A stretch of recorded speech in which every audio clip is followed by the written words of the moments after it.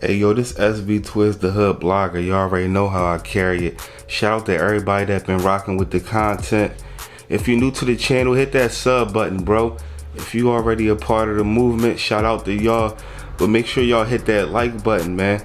Drop a comment. But we gonna get straight into it, bro. Today I'm covering the Hilltop Hustlers, Cool C and Steady B, rappers that had a wave throughout the 90s. But as we know, a lot of artists in the 90s, it was all image. Even nowadays, you know, they getting way more money than the rappers back then. But a lot of times, you know, people look at rappers or entertainers and feel as though because we see them on TV, you know, that they set for life. You know, that's not the case a lot of the time. And it seems like the more money that artists or people that came from, you know, the hoods and all of that, once they get that bag, they go crazy and that money run out real quick. But I'm just gonna get into the story what led up to, you know, Cool C ending up getting the death penalty. And this story gonna hit a lot different for me than, you know, than what it would hit for others. And I'm gonna tell y'all why throughout this story. Now, the 1996 bank robbery was a failed robbery attempt on a PNC branch in the Feltonville, Philadelphia area on Tuesday, 2nd January 1996. So this was, you know, a day after New Year's. The robbery was carried out by rappers Warren Steady B McGlone and Christopher Cool C Roney and associate Ernest Mark Candy. McGlone and Roney had risen to success in the late 1980s. Now, at the time where they rose to their success, this was at a time where, you know, JBM had the city on lock. You know, most of the city. I'm not going to say that the whole city. As busy as the JBM did get, it was parts of the city that wasn't going for that. So, you know, for those of y'all that been tapped into the JBM stories, yeah, they was big. They was definitely a big group. They definitely got busy. But it was areas of Philly that they was going to war to take over, and, you know, that they didn't get a chance to take over. Now, with me saying that is that, you know, back then the hustlers, the real guys that was getting money in the streets, they was the real stars. They was the guys that the rappers and entertainers had idolized. For instance, Cool C was shooting a video one day and Leroy Bucky Davis from the JBM had pulled up while he was in the middle of shooting that video. So as all the people was covered, you know what I'm saying, surrounded around Cool C, you know, and had, you know, basically was starstruck and supporting him. As soon as Leroy had pulled up and he hopped out of that well, the whole crowd left from Cool C and came around to Bucky, surrounding him. You know what I mean? So they left his whole video, walked around to, you know what I'm saying, to Bucky, and you know, that just shows you, you know, how the hustlers was getting looked at back then. Then you also got that same person, Leroy Bucky Davis, that, you know, helped funded Will Smith's career. You know, people that was trying to make it out, they would be coming to these guys and, you know, getting money on consignment basically and paying them back after they, you know, had got they checks or whatever. But just to get back into the story, you know, they had a wave throughout the, you know, late 80s and 90s and stuff. And money obviously wasn't working out for them because, you know, 1996, they basically had went up to a PNC bank. You know what I'm saying? And this was a failed robbery on the PNC bank branch in Feltonville on Tuesday, the 2nd January 1996. The robbery was carried out by the rappers Warren Steady B and McGlone and Christopher Cool C Roney and associate Ernest Mark Candy. McGlone and Roney had risen to success in the late 1980s, but their careers had waned by the mid-90s after both releasing unsuccessful solo albums and an album as a member of the group of CEB. At approximately 8:30, when the bank was being opened, Roney and Candy entered to brandish pistols at 3 employees inside. However, a silent alarm was hit and the police were dispatched to the scene. Police officer Loretha Vard was the first to arrive at the scene and enter the bank.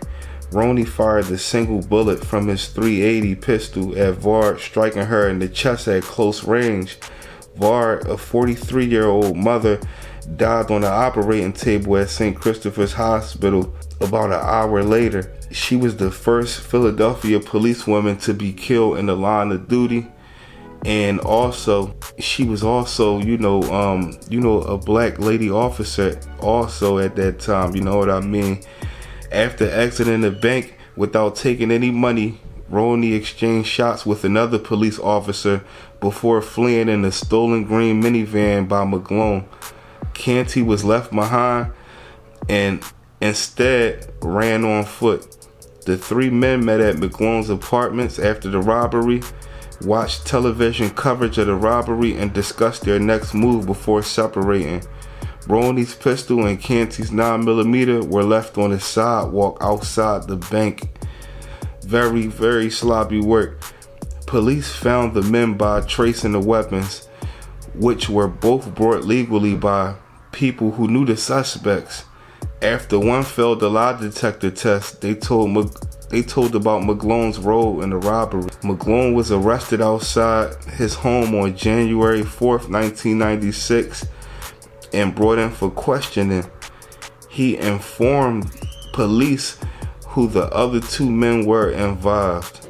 Now, we're gonna basically, break that down. So Steady B, who was McGlone, he had ended up getting locked up. So when he had got locked up, it pretty much had hit his, it hit his conscience where he was like, bro, I'm not going down for this alone.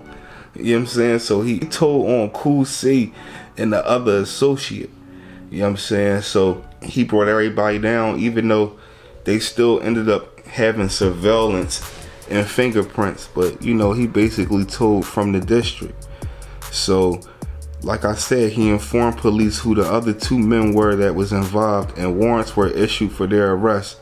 Roney surrendered 2 days later, while Canty was captured in Maryland on the 13th of January by police officers making a routine traffic stop. Out of three, Canty was the only one believed to have participated in the bank robbery before. McGlone was convicted in '93 of carrying a .45 without a license, while Roney did not have any criminal record. Trials for the three men began on October '96 in front of a jury. They were all initially charged with murder, robbery, and related offenses. McGlone and Canty were found guilty of second-degree murder, robbery, and aggravated assault on October 30th and sentenced to life in prison without parole. Roney was found guilty of first-degree murder, robbery, aggravated assault on November 1st and sentenced to death. Roney has maintained his innocence throughout the trial and the appeal process, despite the testimony of the three witnesses who saw him at the scene of the robbery, as well as a ballistic and forensic evidence and surveillance video that linked them to the murder. Execution has been delayed several times, and he is still currently awaiting the execution date.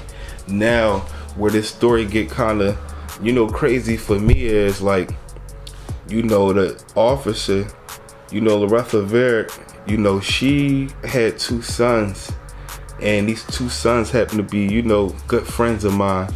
Her youngest son, we really came up together. Now, this is how the story get crazy because, I was a young boy at the time when this happened, and I didn't even know about this story. So I found out about this story from my homie.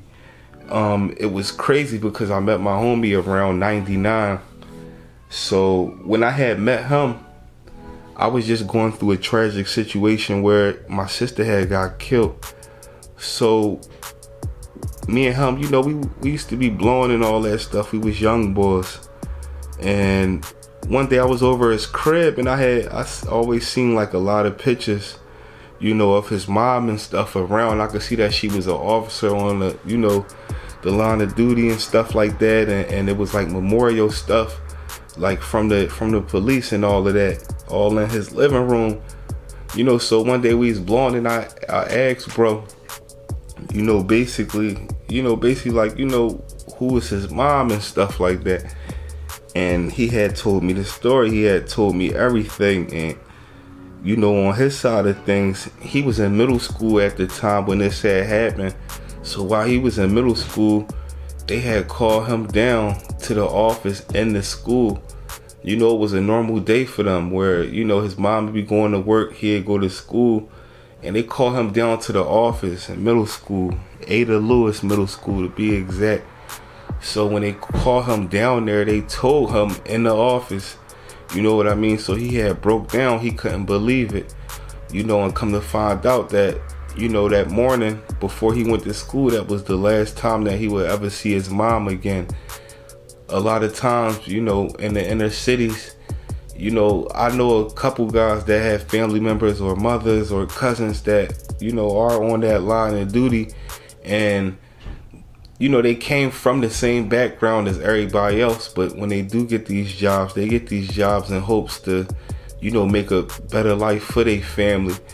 But it's also a big gamble where you might not make it back, especially when you an officer and you patrolling certain hoods. Like when you patrolling the ghetto, you never know what might happen.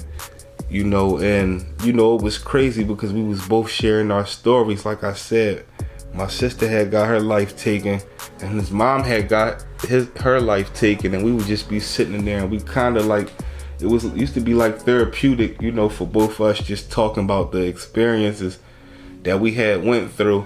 But on top of that, we still had to deal with real life street stuff after we was stepping out. Cause just cause his mom was a cop, he wasn't no, you know what I'm saying? No, I'm not gonna say like, he wasn't like no type of book kid or nothing. Like he was in the streets. I don't know how to word it, but he wasn't no goody two shoes type guy. Like, you know what I'm saying? We was getting it how we could get it, at a young age, but it was real crazy. But that's just the story of, the Cool C and Steady B situation. And last I heard, Cool C was still waiting a trial for execution and stuff like that.